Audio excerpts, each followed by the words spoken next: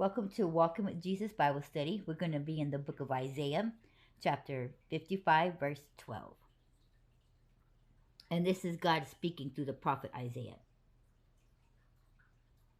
For ye shall go out with joy, and be led forth with peace.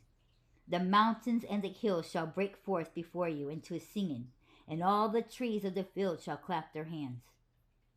And I'm going to repeat that.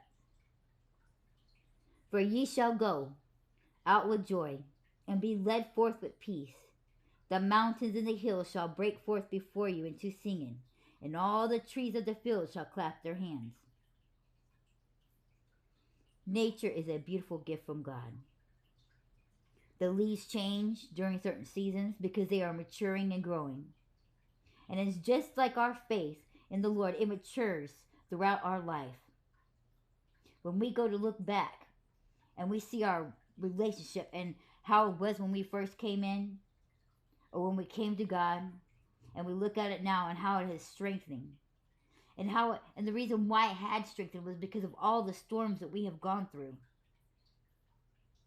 We may have lost friends, jobs, loved ones, experienced financial burdens, grief, had some bruised egos. But through it all, God has been by our side. And through it all, He did it for a greater purpose. And that greater purpose was for us to grow as a person, to grow in a relationship with God. Not only do we not just read the word, now we can understand it. We can understand what it was like to go through the suffering. We can understand what it was like to go through that pain. And why does everything varies between from person to person? Because nobody is the same, nobody's life is the same.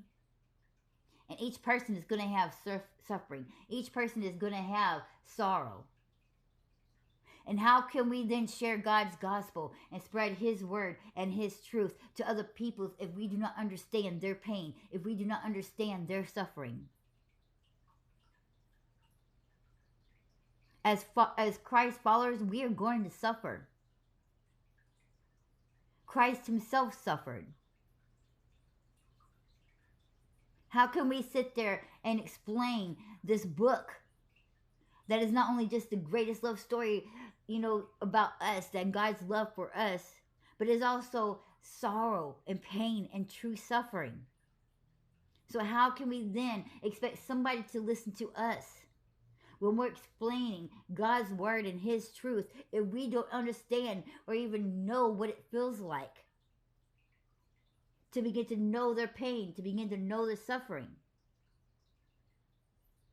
The best way I can put it and the best way I can explain it is, you don't want somebody going from school to school who's never done a drug a day in their life teaching kids and stuff to stay off drugs.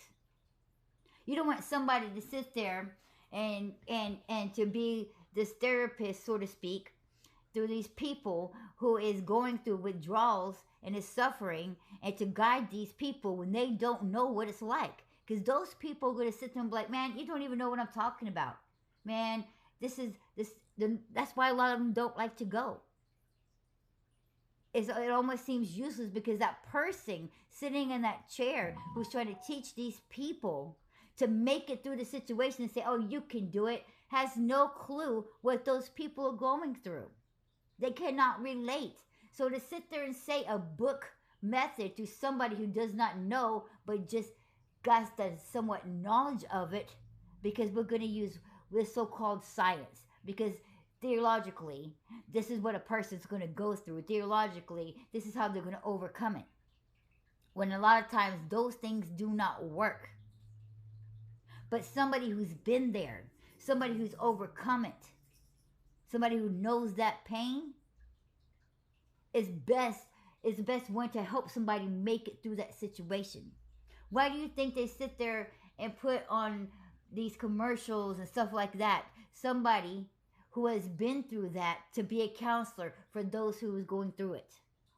Because those are the best ones that's going to be able to help those people. So as Christians, we're going to suffer. God's going to use it not just for us to grow as a person, but to help other people.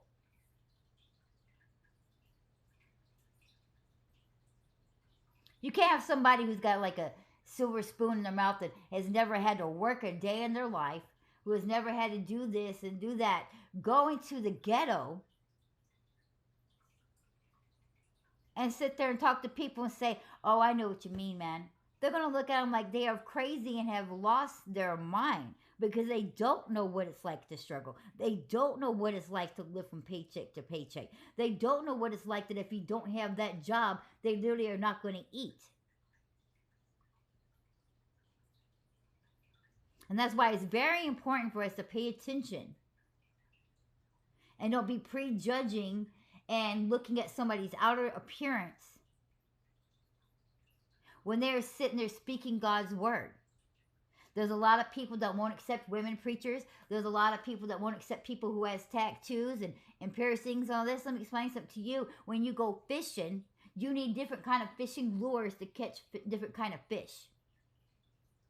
And God is using all different types of people. As we can clearly see it in the scriptures, when you look at the 12 disciples, just how completely different they was. And there's a lot of people that don't believe that the women were disciples, and that is, excuse me, yes, there was. They just don't have it written because, when you go back into the early Roman times, they got rid of women bishops, women prophets, because that, there's this one great, I don't know, his Augustine, whatever his name is, he had them all removed because he didn't want women to have any kind of civil rights. He wanted to be all about him and men first. So he had a lot of things that had to do with women in power and leadership removed. And figured that if we could make them all obey, it was a way of control. But let me explain something to you. They had to have women disciples. What? Because in those times, men could not touch women, nor could they baptize the women. So who do you think was out there baptizing these women? Who do you think when he said in the scriptures, when he said he sent them out 2 by 2, everybody likes to think that it was Peter and John going out. No, it was a man and a female going out because these men could not enter into these women's home whose husbands a lot of times were away. It was the women then speaking to those women. They just don't want to put that in there. But yes, there was a lot of women disciples. It says that a lot of times in the scriptures, Mary and all the other women. It only likes to mainly list 3, but there was tons of them that were women because you needed women to speak to the women. You're going to need all kinds of people to go fishing. You're going to need all kinds of fishing lures to catch certain kinds of fish. So y'all quit sitting there debating about, I don't want to listen to this person because they are a woman. I don't want to listen to this one because they have tattoos. You got so many people out here speaking that it is a sin to have a tattoo. It is not a sin to have them. It is a sin to get them because you are cutting of the skin. And that's what the demons do when they're possessed and possess a person. They cut their skins and they do that to sacrifice to the devil. And that's why it is a sin to get them. But God calls all people. And when they come back to him and they have lived out in the world, of course they have sinned. So of course they may have gotten tattoos. But once they have come to God, that doesn't make them be a sin person. And doesn't make them still living in sin because they already have tattoos from what they have done in the past. God forgives them of that. Just like he forgives people who have committed murder. It's like the same thing what he did for Saul, who had turned his name to Paul. So no, it is not a sin to actually have tattoos. It is a sin to go get them. There is a major difference.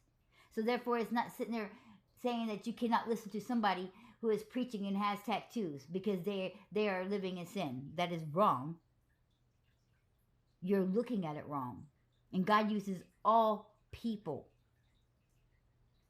And that's why he is called all people. The disciples were all different people. You had a tax collector. It says he was sitting with sinners. It clearly says that the Pharisees even judged him. Why are you sitting at this table with nothing but sinners?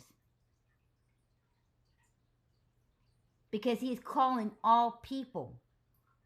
All people. He needs all types of people to catch all kinds of people. he's building up